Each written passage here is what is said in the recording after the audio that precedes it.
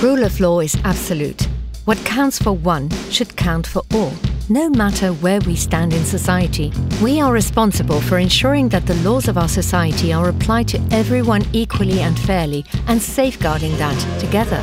That's why we support initiatives that promote accountability, transparency and freedom in the media. And that starts with the people who want to make a difference for their community, who are committed to shaping our world.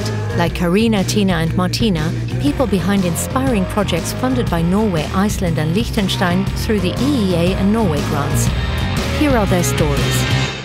My name is Karina Paju. I'm the Executive Director of Transparency International Estonia. This organization aims to protect whistleblowers, people who call out problems or wrongdoings within the public, private or third sector organizations. In Estonia in general, whistleblowing is seen more as snitching, as an act of unloyalty.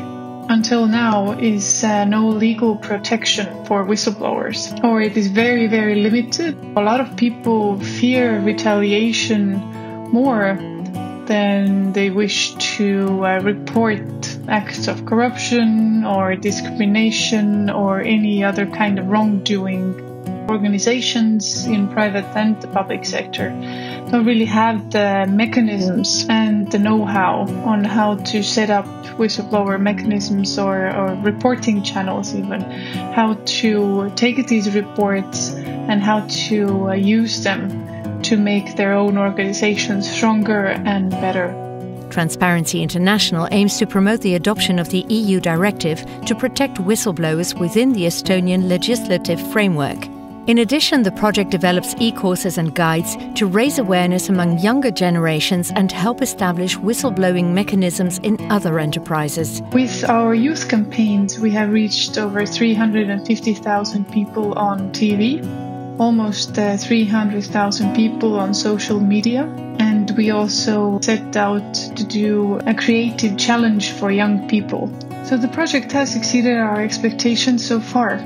We have quite a good degree of certainty that the law will be wider in scope than the EU directive, meaning that all kinds of wrongdoing can be reported as long as they have been witnessed in a work setting. While Karina is protecting whistleblowers from retaliation, the Romanian police is learning how they can better protect minority communities from discrimination and hate crimes. In Romania, racism and hate speech are a growing concern, and anti-Gypsyism and anti-migrant sentiments are spreading through social media.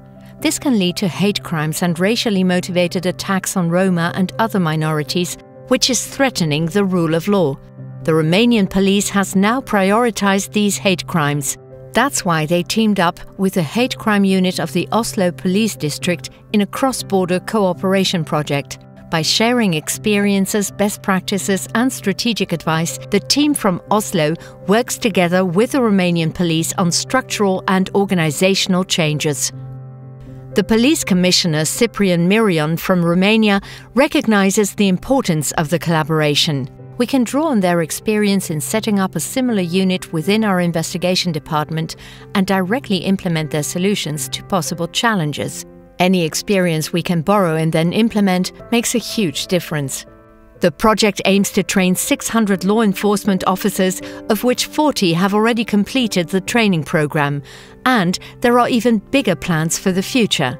The Romanian Inspectorate aims to implement legal procedures to improve monitoring and access to basic human rights for Roma.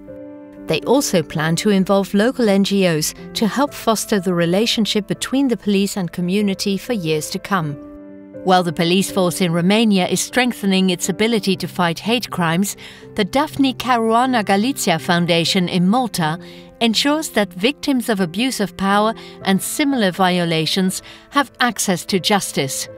That's why they founded the Public Interest and Accountability Litigation Network. My name is Tina Orson. I work for the Daphne Caruana Galizia Foundation. The protection of human rights is important for justice, freedom and peace, for us and for future generations to come. This is why the Daphne Caruana Galizia Foundation, together with the support of the Active Citizens Fund, has set up the first non-governmental active access to justice initiative, the Public Interest Litigation Network. This network uses known legal cases to force institutional reform and accountability. Additionally, it examines the use of national and international mechanisms to ensure democratic accountability. Lawyers who are members of the Public Interest Litigation Network are taking on individual cases to explore the use of national, international and supranational mechanisms to ensure state and individual accountability. The Public Interest Litigation Network is prioritizing cases on human rights violations as well as cases on systemic corruption, ensuring that rule of law is strengthened in Malta. As chair of the network, Martina is heavily involved in bringing these cases into the light. Hi, my name is Martina Farrugia and I am the chair of the Public Interest Litigation Network Committee. The aim behind the network is to create milestone cases that can then be used to push policy, to push even public discourse in order to change things as they are, to change situations that are obviously not working for people. Very often, people who have these cases, who are the victims of these cases, don't have the time, they don't have the energy, and very often they don't have the knowledge to be able to take these cases forward and fight for their rights. So that is where the network would step in. It's a very exciting project and I'm very happy to be a part of it. These projects are examples of what we can achieve when we work together. Our work in 15 European countries, made possible by the EEA and Norway Grants, unite us around the values we share: dignity, human rights, freedom, equality, democracy and rule of law.